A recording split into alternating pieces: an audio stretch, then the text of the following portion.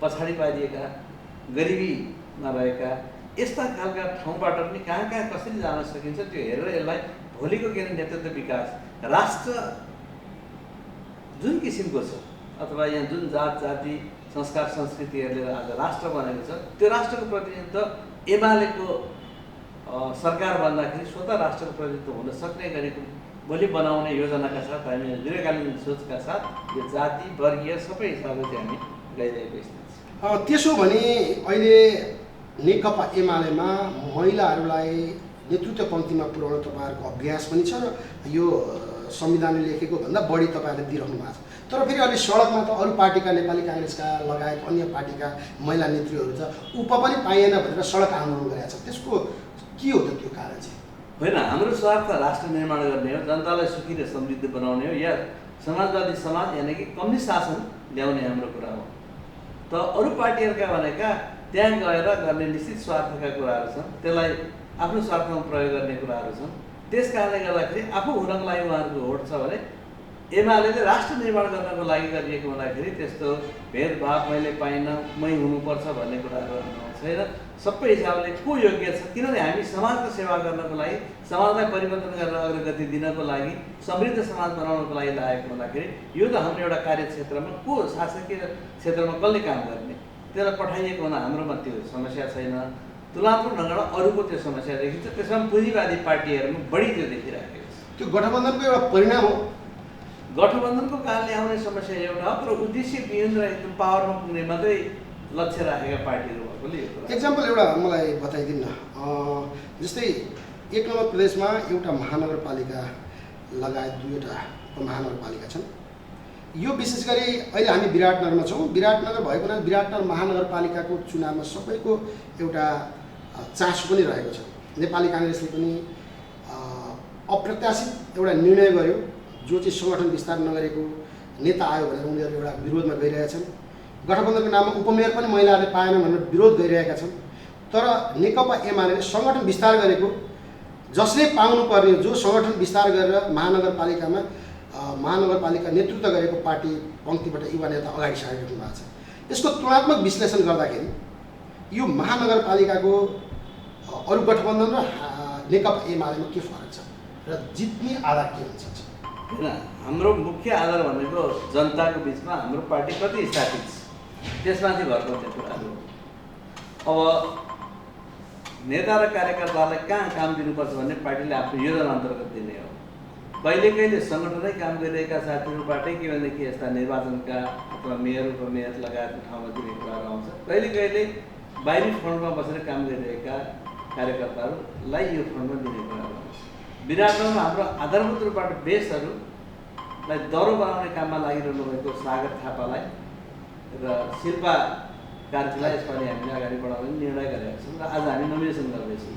उहाँहरू आधारभूत रूपबाट यहाँको पार्टी सङ्गठनमा लागेर काम गरिरहनु भएको, पार्टी सङ्गठनमा भित्रको जनताको समस्या के हो, यहाँको आवश्यकता के हो र जनताको मनभित्र पसेको सङ्गठनलाई परिचालन गर्न सक्ने र सङ्गठनको बलमा टेकेर चाहिँ यो विराटनगरलाई कस्तो बनाउनुपर्छ भन्ने भिजन बोकेका, तर बाहिर के भनेदेखि तुलनात्मक ढङ्गमा अरू काममा भन्दा सङ्गठनको काममा समय दिएका नेताहरूलाई हामीले यस बारेमा उठाउँदैछौँ कि हामी यसपालि कसैले नसोचेको ढङ्गको विजय प्राप्त गर्ने एउटा नयाँ विधिको रूपबाट यङ जेनेरेसनमा हामीले राजनीति लाने विधि हिसाबबाट पार्टीमा समर्पित भएर खटिरहेका यङ्गेस्ट कार्यकर्ताहरूलाई अब हामीले लिएर आएर परिचित गराएर जनताको विश्वास जितेर लान्छौँ र उनीहरू इमान्दार छन् र यो नगरलाई विजय गरिसकेपछि कस्तो बनाउँछन् भन्ने कुरा एउटा उदाहरण प्रस्तुत गर्न सक्छौँ भन्ने गहिरो विश्लेषणका साथ गरेका छौँ, जो सामान्यतया बाहिर मान्छेले सोचेका थिएनन्।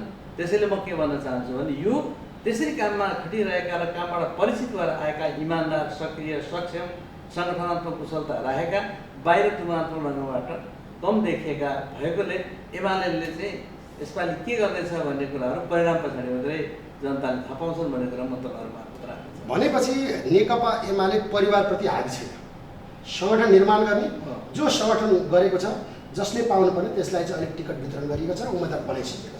अझ म यसलाई कसरी भन्छु भने नेकपा एमालेको निश्चित उद्देश्य छ, उद्देश्यप्रति जो समर्पित भएर लागिरहेका कार्यकर्ताहरू छन् तिनै कार्यकर्तालाई विभिन्न क्षेत्रमा काममा उसले लगाउने गरेको छ। त्यो लगाउने सन्दर्भमा अब यसपालि चाहिँ महानगरपालिका विराटनगरमा चाहिँ त्यो जोडीलाई हामीले अगाडि सारेका छौँ, जो उद्देश्यमा समर्पित भएर लागिरहेका इमान्दार कार्यकर्ताहरूले अब यहाँ आएर शासकीय व्यवहारहरू गरेर समाजलाई बदल्ने काममा देखाउँछ।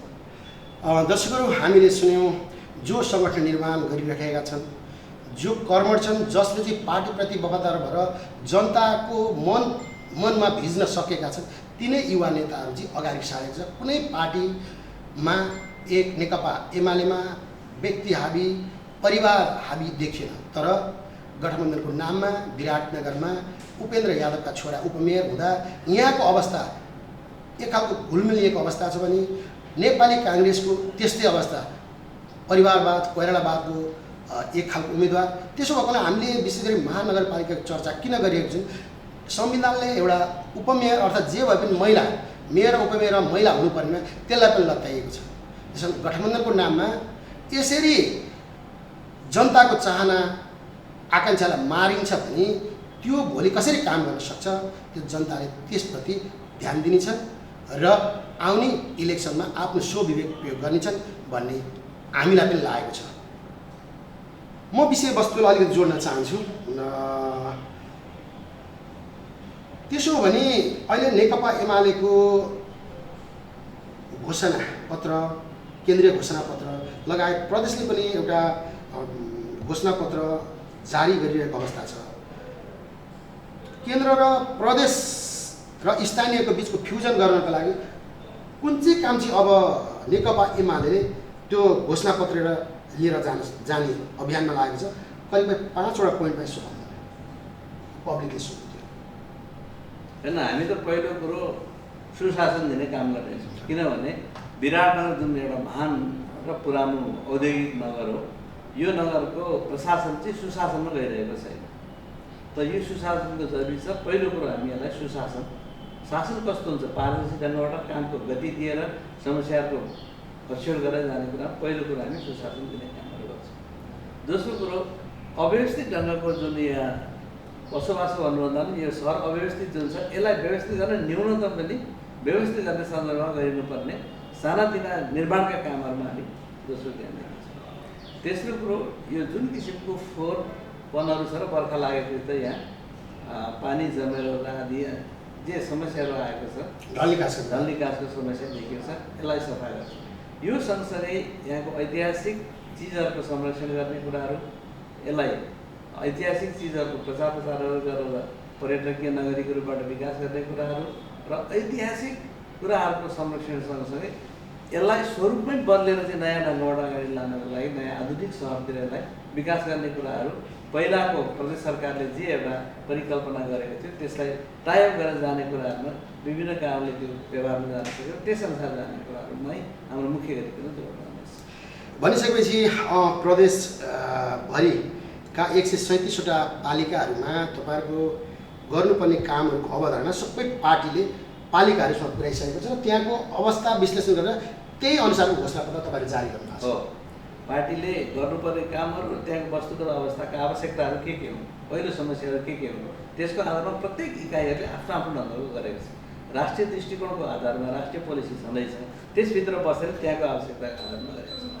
एउटा मलाई बताइदिनु न, एउटा के बताइदिनुहोस् भने नेकपा एमालेमा विद्रोहको केही स्वर केही समयसम्म अगाडिसम्म अलिअलि सुनिए पनि अहिले जनलहरको रूपमा आजसम्म उम्मेदवार दिने दिनसम्म उम्मेदवार दिइसके पछाडि पनि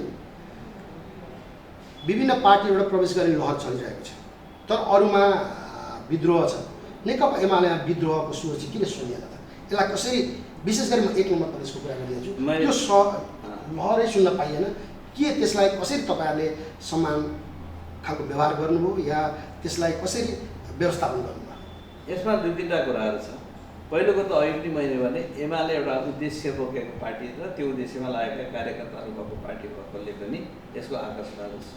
दोस्रो कुरो, एमाले अहिले देशको सबभन्दा ठुलो पार्टी, अरू झन् फुट विभाजनमा गएर चाहिँ परामर्शबाट चलिरहेका सरकार, यसबाट दिक्क भएका अन्य पार्टी र अन्त बसेका जनताहरू यहाँ आएर चाहिँ अब देश निर्माणमा जानुपर्छ भन्ने कुरा उठाएका छन्। दोस्रो कुरा, तेस्रो कुरो, यहाँ विद्रोहको कुराहरू भनेको हिजो पार्टीभित्र चाहिँ नचाहिँदा खिचलोहरू गर्ने, अस्वस्थ प्रतिस्पर्धाहरू गर्ने, अर्काको खुट्टो तानेर लडाउने र आफू अगाडि बढ्ने कोसिस गर्ने प्रवृत्ति, त्यसमा पनि नेकपा माओवादी केन्द्र र एमाले मिलेर चाहिँ बनेको नेकपामा आफ्ना एक्लै अर्कालाई पछार्ने खालका षड्यन्त्रकारी कामहरूको कारणले अघि तपाईँले भन्नुभयो जस्तो केही कुराहरू थिए। अब यो चाहिँ के भनेदेखि एउटा विभाजन भएर गइसकेपछि, पहिला माओवादीहरू अलग भइसकेपछि त्यो समस्याबाट मुक्त भएको छ। यहाँभित्र भएर काम गर्नलाई बाधा अवरोध गरिरहेका महात्मा नेपालले नेतृत्व गरेको नेकपा समाजवादी नामबाट सङ्गठित गर्ने कोसिसहरू गरेर अप्ठ्यारोमा परिरहेकाहरू गइसकेपछि अब यहाँ एक मना एकता छ र सबैमा के भनेदेखि एक्लै अर्का खुट्टा तान्ने होइन उद्देश्यमा जानको लागि हिँडिरहेको हुँदाखेरि सबैको आकर्षण बनेको छ।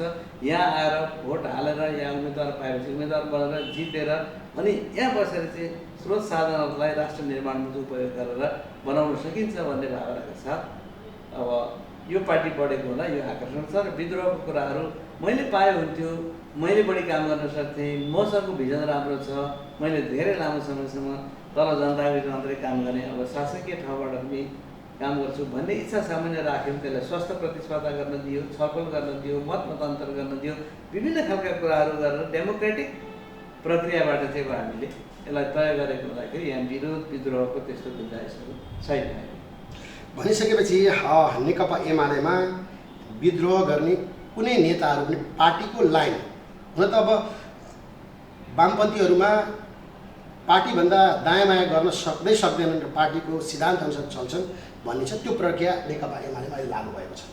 सक्दैन होइन, दायाँ बायाँ गऱ्यो भनेदेखि त उद्देश्यमै पुगिन्न नि, कि त उद्देश्य अर्कै हुनु पऱ्यो। त उद्देश्य त्यही भए त त्यो एउटै लाइनमा हिँडेर मात्रै नै उद्देश्य पुगिन्छ। त्यसो हो भने अब यो स्थानीय निर्वाचनदेखि सङ्घीय र प्रदेशको चुनावमा नेकपा एमालेको सरकार बन्छ भन्ने कुरामा हामी विश्वस्त हुन सक्ने आधार छन् त होइन। आज हामीलाई यो माउन्टेन टेलिभिजनले जुन मौका दिइरहेछ नि, म के भन्छु भने पहिला त हामीले करिब 43% राष्ट्रव्यापी रूपबाट जितेका थियौँ। म 1 नम्बर प्रदेशको के भन्छु भने 80% त हामीले स्थानीय तहमा विजयको सुनिश्चित गरेर हामीले त्यो घोषणा गरिसकेका छौँ। 80%। अब कहीँ कतिपय कारणले यताउति गर्दाखेरि 20% तलमाथि हुन्छ कि भन्ने यो एकदम सच्चाइमा एकदम लिस्ट कुरा त्यो हो होइन। तर 20% किन 20%मा अब्स्ट्याकल किन आयो त? त्यहाँ अब अहिले हेर्ने हो भने नेपाली काङ्ग्रेसका कार्यकर्ता एकदम उग्र रुष्ट भएका छन्, जहाँसुकै पनि विद्रोह गरिरहेका छन्, बागी दिइरहेका छन्। त्यो 20% पनि नेकपा एमाले भोलि अभियान बनाउनु चाहिँ के गर्नु पर्यो, किन बाँकी रह्यो? होइन यस्तो छ, यो मैले केलाई भन्दैछु भने हाम्रो त अहिलेको निर्वाचन त प्रमुखको उपप्रमुखको मात्रै होइन, वडाको पनि हो नि। कतिपय वडाहरूमा पार्टीको सङ्गठन त्यो तहमा विजय हासिल गर्ने तहमा विकास हुन सकेको छैन। पार्टीका नेता र कार्यकर्ताहरू त्यस्ता ठाउँमा चाहिँ जनताको विश्वास जितेर अगाडि बढ्ने गरी चिनिसकेका छैनन्। त्यस्तो ठाउँमा उम्मेदवारै दिन गाह्रो हुने र कहीँ दिइहालेका उम्मेदवारहरू वडा सदस्यहरू वडा अध्यक्षहरू हार्ने, कतिपय ठाउँमा त खास गरिकन दलित महिला उम्मेदवार नपाउने, यो सबै मिलाउन मात्रै त्यो कुराहरू गरे।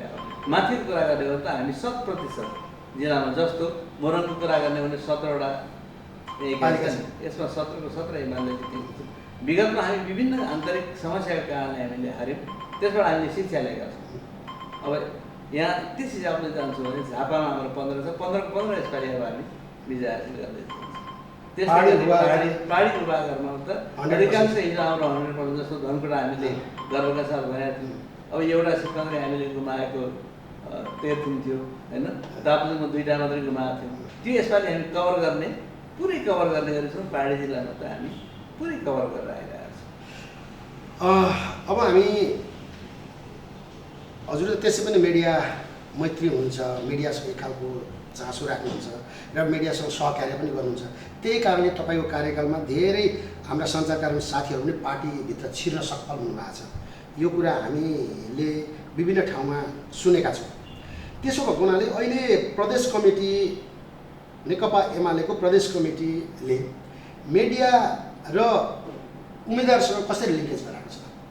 कस्तो परिपाटी मिडियासँग लिङ्केज गराएको छ र मिडिया परिचालन कसरी गरेको छ? पहिलो चाहिँ चुनाव केन्द्रित। पहिलो कुरो त हाम्रो प्रेस चौतारी भन्ने नेकपा एमाले सम्बद्ध यो प्रचार क्षेत्रको जनसङ्गठन छ।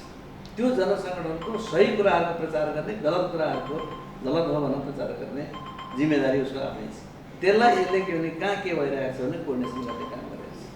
दोस्रो कुरो प्रेस चौतारी लगायतका हामीलाई साथ समर्थन गर्ने मात्रै होइन, प्रचारमा निष्पक्ष ढङ्गमा लागेका स्वतन्त्र पत्रकारिता गरेका सङ्घ संस्थाहरूलाई हामीले एउटा प्रचार डेस्क बनाएको छौँ र त्यो डेस्क मार्फत कहाँ बेठिक कामहरू भइरहेछ, कहाँ ठिक कामहरू भइरहेको छ, प्रचार कसरी गइरहेको छ, घोषणापत्रमा के कुराहरू उल्लेख छन्, उम्मेदवारले आज के प्रतिबद्धता जाहेर गर्नुभयो, उम्मेदवारले आज कस्तो प्रतिक्रिया दिनुभयो, यी तमाम खालका गतिविधिहरू अब हाम्रा मोटामोटी 15 दिनका गतिविधिहरू डेली हामीले जनताको के भन्ने कानमा पुर्याउने गरी भिजन तपाईँहरूको यो टिभी मार्फत आँखामा देखाउने गरी सारा गतिविधिहरू लाने गरेको डेस्क मार्फत हामीले प्रयत्न गरेका छौँ र हामीलाई के विश्वास छ भने प्रचारमा लागिरहेका मिडियाहरूले एमाले राष्ट्र निर्माणमा लागिरहेको पार्टी भएकोले र राष्ट्र निर्माण हुँदाखेरि नि प्रचार क्षेत्रका कर्मीहरूको पनि विकास हुने भएको, यो क्षेत्रको पनि उन्नति हुने भएको, यी तमाम कारणले गर्दा उनीहरू हामीसँग मैत्री भाव राख्छन् र हामीसँग नजिक भएर उनीहरूले प्रचारमा सहयोग गर्छौँ। त्यसको मतलब हाम्रो पार्टीकै प्रचार गर्ने हो,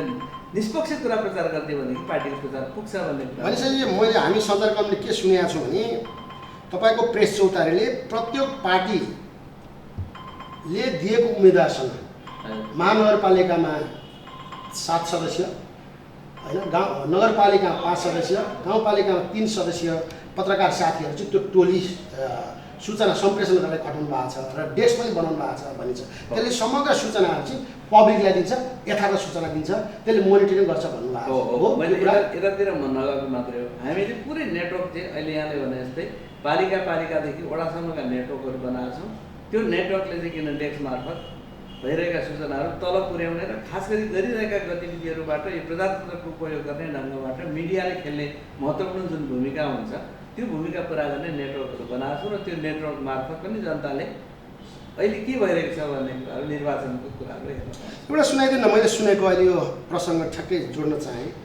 अहिले भूमि आयोगको रूपमा चाहिँ अहिले सरकारले तँलाई लाल पूर्जा दिने भनेर त्यो सुकुम्बासी उसमा जाने, त्यत्तिकै ऊर्जा बाँड्ने, तर जग्गा कहाँ छैन, त्यो खालको अभियान पनि चल्छ। त्यसलाई चाहिँ कसरी तपाईँले हेरिराख्नु भएको छ?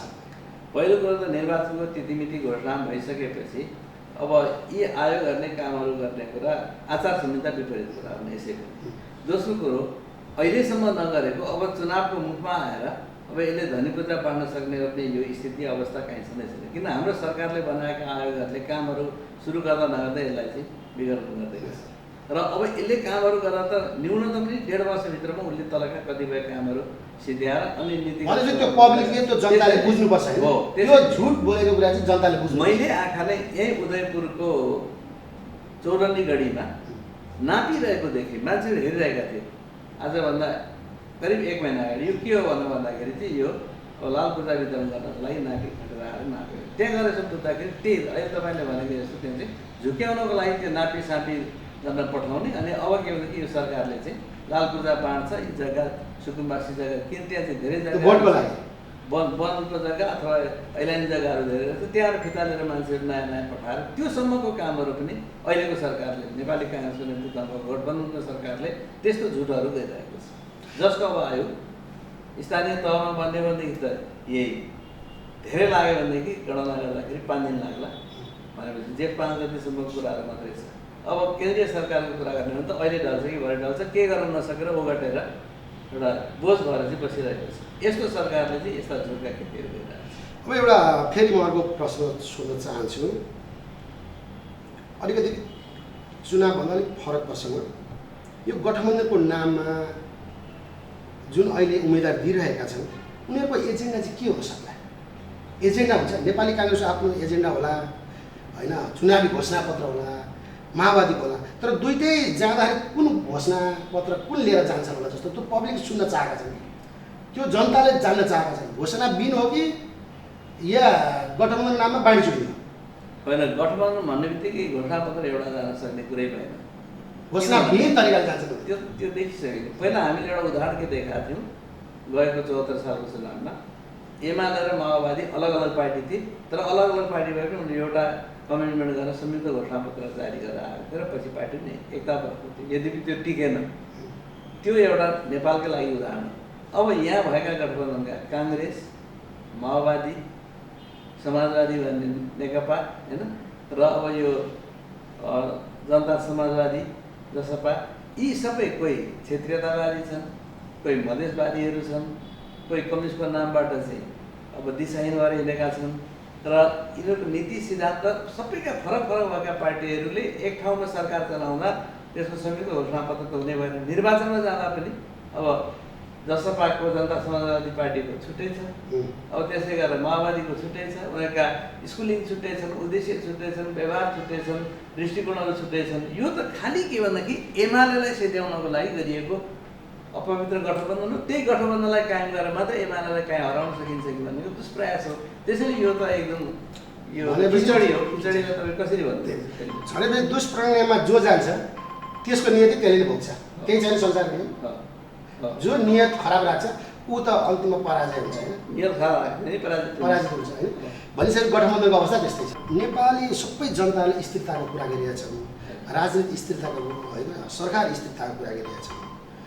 हामी सञ्चारकर्मीले के सुनेका छौँ भने नेकपा एमालेका महासचिवजीले अब देशमा दुईवटा पार्टीको मात्रै आवश्यकता छ, त्यसो हुँदाखेरि व्यवहार पनि घट्ने लगायत देशमा चाहिँ अरू पार्टीहरू चाहिँ साइजमा आउने र एउटा पक्ष र विपक्ष रहने त्यो अवधारणा अगाडि सारिरहेको अवस्थामा अहिले यदि गठबन्धनको नाममा देशमा अझै अस्थिरता बनाउने काम गरे हो,